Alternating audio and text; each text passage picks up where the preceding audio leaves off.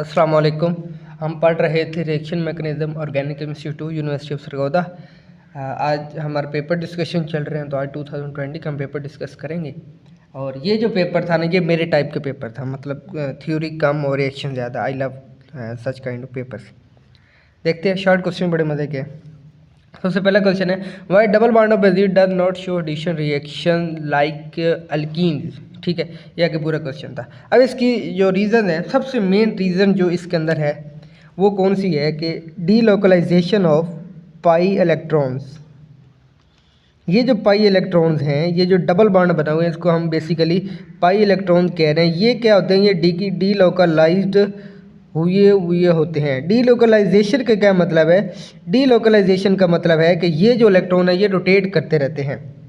यानी कि ये अगर पहले डबल बॉन्ड यहाँ है, फिर ये यहाँ शिफ्ट हो जाएगा, फिर इसी तरह यहाँ ये पूरा मतलब इसकी ना डीलोकलाइजेशन होती है। यानी कि रिंग के ऊपर जो अवेलेबिलिटी ऑफ इलेक्ट्रॉन्स होती है वो बहुत ज़्यादा होती है। अब इलेक्ट्रोफाइल क्या होता है? एक ऐसी चीज़ है, अब जो एडिशन रिएक्शन है वो ऐसी चीज़ है कि यानी इसके अंदर एक चीज़ ने ऐड होना है, तो वो एडिशन जो है वो पॉसिबल नहीं होती, क्योंकि ये जो डीलोकलाइजेशन ऑफ इलेक्ट्रॉन है इसका एडवांटेज क्या होता है? ये बेंजीन रिंग को क्या करता है?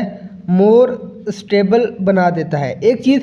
दूसरा ये है कि जब उसने अटैक करना है, जो भी चीज़ है उसने ऐड होना है, तो बाउंड ब्रेकेज होनी है, तो बाउंड ब्रेकेज का कोई सीन नहीं हो पाता। अगर ये मैंने बेंजीन रिंग बनाया ना, तो यहाँ पे भी इस तरह भी डीलोकलाइजेशन होती है और यहाँ पे भी डीलोकलाइजेशन ऑफ पाई इलेक्ट्रॉन हो रही होती है। तो इनको कोई रूम नहीं मिलता कि वो अटैक कर पाएँ और ये कार्बोकेटाइन की फॉर्मेशन हो और ये इंटरमीडिएट की फॉर्मेशन हो, हमारा प्रोडक्ट बन सके। क्योंकि एक चीज़ पहले स्टेबल है, केमिस्ट्री का एक रूल है, हर चीज़ स्टेबिलिटी की तरफ जाती है। जो एक चीज़ स्टेबल है उसने मज़ीद आगे क्या करना है। दूसरी रीज़न है लॉस ऑफ एरोमेटिसिटी। बेंजीन कभी भी नहीं चाहेगी कि उसकी एरोमेटिसिटी ख़त्म हो, तो एडिशन रिएक्शन इसी वजह से नहीं देती। यानी कि अगर इसमें मैं 4 सपोज 1 2 3 4 6 जो है 3H2 6 हाइड्रोजन इस पर अगर मैं ऐड कर दूं, तो ये कन्वर्ट हो जाएगा एक साइक्लोहेक्सीन में। और ये जो है ये अनस्टेबल है रिलेटिवली बेंजीन 2। बेंजीन से ये अनस्टेबल है, इस वजह से बेंजीन कभी नहीं चाहती कि उसकी एरोमेटिसिटी ख़त्म हो। एक रीज़न तो ये बेंजीन चाहती नहीं है, क्यों? क्योंकि ये लेस स्टेबल स्टेट है, ये स्टेबल है कंपैरेटिवली। ठीक है, कंपैरेटिवली मतलब इन दोनों में कंपैरिजन अगर करें तो ये ज़्यादा स्टेबल होती है।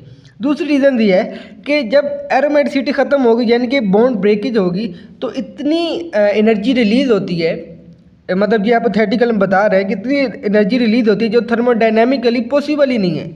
मतलब इसमें इतनी अनस्टेबिलिटी आ जाती है जो थर्मोडायनेमिकली प्रोडक्ट ये स्टेबल नहीं होता। हम इसको कह देते हैं कि ये पॉसिबल ही नहीं है कि ऐसा रिएक्शन हो पाए। तो दो रीज़न है डीलोकलाइजेशन ऑफ इलेक्ट्रॉन, वो क्या करते हैं कि उसको स्टेबल बनाए रखते हैं। दूसरी ये कि एरोमेटिसिटी का जब लॉस होता है तो जो एनर्जी रिलीज़ होती है वो थर्मोडायनेमिकली पॉसिबल नहीं है। ये वो एनर्जी मतलब जो बॉन्ड ब्रेकेज के बाद हमने कैलकुलेशन की थी, अगर एक बॉन्ड टूटे तो इतनी एनर्जी, 2 टूटे 3 टूटे तो इतनी एनर्जी रिलीज़ होगी। तो ये जो एनर्जी है वो इस रिएक्शन को थर्मोडायनेमिकली फिजिबल ही नहीं बनाती।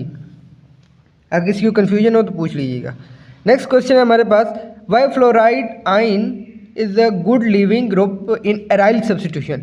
अब एराइल सब्स्टिट्यूशन रिएक्शन कौन से थे जिसमें बेंजीन रिंग या एरोमेटिक जो रिंग होते हैं वो इन्वॉल्व होते हैं, उनको एराइल कहते हैं। ठीक है, फिनाइल वो होता है कि अगर C6H5 हो जाए, फिनाइल आ जाए, एराइल जो है उसके ऊपर पॉजिटिव चार्ज आ जाता है, वो अलग सीन है, पॉजिटिव या नेगेटिव चार्ज। ठीक है, ये हम डिस्कस कर चुके हैं सब्स्टिट्यूशन, एरोमेटिक सब्स्टिट्यूशन में। अब वजह ये है, बात यहाँ से ये पूछी जाती है कि फ्लोराइड गुड लिविंग ग्रुप क्यों है। जब एलिफेटिक सब्स्टिट्यूशन होती है, यानी कि सिंपल जो चेन वाले होते हैं, समथिंग लाइक दिस, इस केस में ये जो है ये पुअर लिविंग ग्रुप है। इस केस में क्या होता है, इसकी इलेक्ट्रोनेगेटिविटी ज़्यादा हो, जो बॉन्ड स्ट्रॉन्ग होते हैं। जबकि वो ये पूछ रहे हैं कि इस केस में अगर मैं इसको थोड़ा जूम आउट कर दूं जी, इस केस में ये चीज़ ज़्यादा स्टेबल अच्छी लिविंग ग्रुप क्यों है। तो इस चीज़ की सबसे मेन रीज़न है कि ये जो रिएक्शन होता है, ये वाला रिएक्शन, ये होता है न्यूक्लियोफिलिक सब्स्टिट्यूशन रिएक्शन। यानी कि न्यूक्लियोफाइल ने आके यहाँ से अटैक करने, ये वो जो है ये न्यूक्लियोफाइल, इसने अब इस रिंग के ऊपर अटैक करने। न्यूक्लियोफाइल क्या है? न्यूक्लियस लविंग, यानी जिसको यहाँ पे पॉजिटिव चार्ज मिलेगा वहाँ पे ये अटैक करेगा। ठीक है, अब ये मैंने पहले ऊपर बताया कि यहाँ भी डीलोकलाइजेशन होती है, इलेक्ट्रॉन इतनी ये इलेक्ट्रॉन रिच स्पीशी होती है कि किसी नेगेटिव स्पीशी का अटैक करना मुश्किल हो जाता है। तो इस चीज़ को पॉसिबल कौन करता है? ये फ्लोरीन। फ्लोरीन यहाँ पे नेगेटिव इंडक्टिव इफेक्ट जो है वो लगाता है। वो इंडक्टिव इफेक्ट क्या होता है कि इलेक्ट्रॉन डेंसिटी को, हाईली इलेक्ट्रोनेगेटिव होने की वजह से इलेक्ट्रॉन डेंसिटी को अपनी तरफ अट्रैक्ट करता है, और इसके नतीजे में क्या होता है कि ये जो अंदर जो रिंग है इसके ऊपर ये इलेक्ट्रॉन डेफिशिएंट हो जाता है, थोड़ा सा रूम मिल जाता है न्यूक्लियोफाइल को अटैक करने का। अब ये जो है ये कंसर्टेड मैकेनिज्म होता है, यानी कि एक ही स्टेप में होता है। अब जब ये बनता है फिर ये इंटरमीडिएट स्टेट आती है, इसको हम क्या कहते हैं? मीसन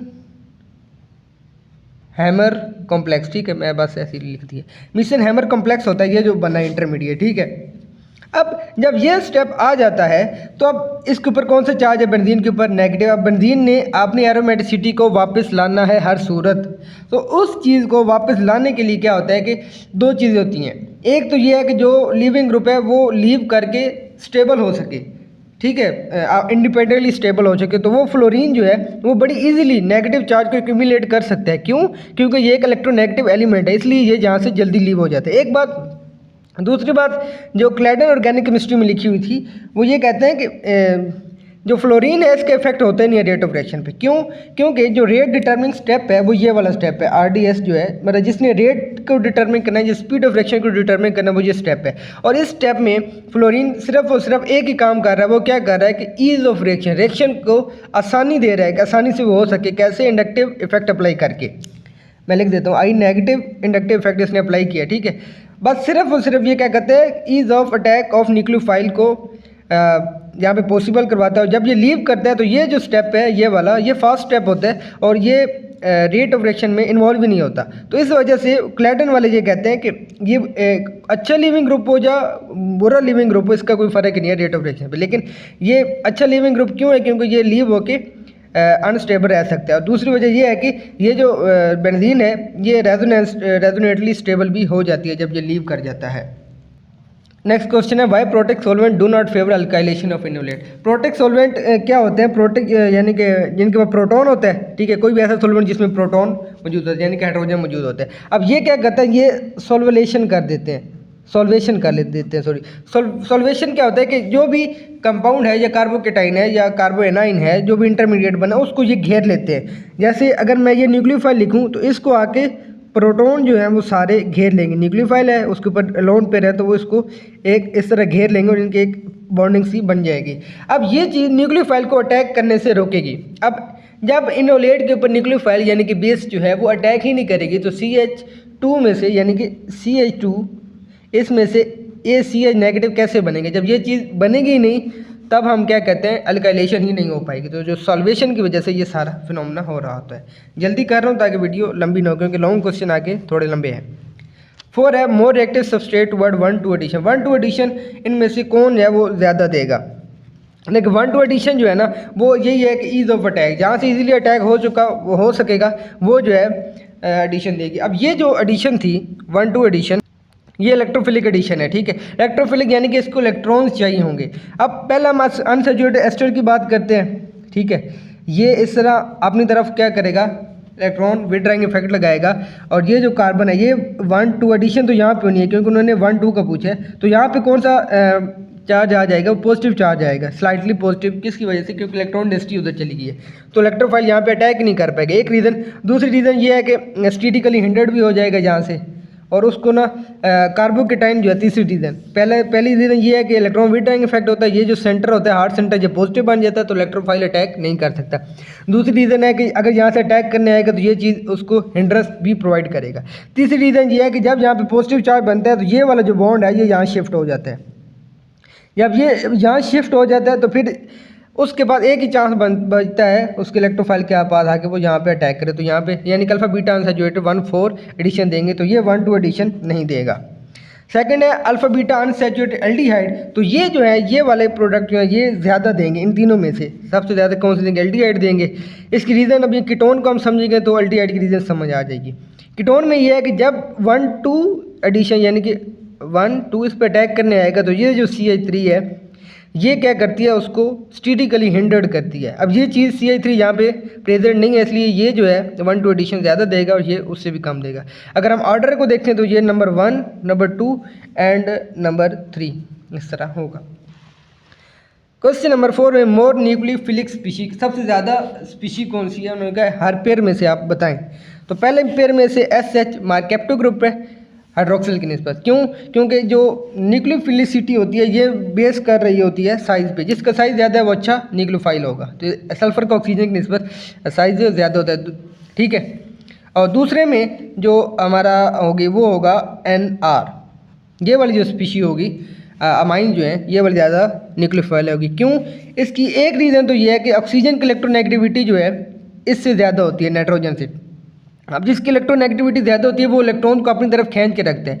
न्यूक्लियोफाइल वो होता है जिसने इलेक्ट्रॉन पे डोनेट करना होता है। अब जो है ही लालची, जिसने पहले ही अपने पास इलेक्ट्रॉन को खींच के रखना, वो डोनेट कैसे करेगा?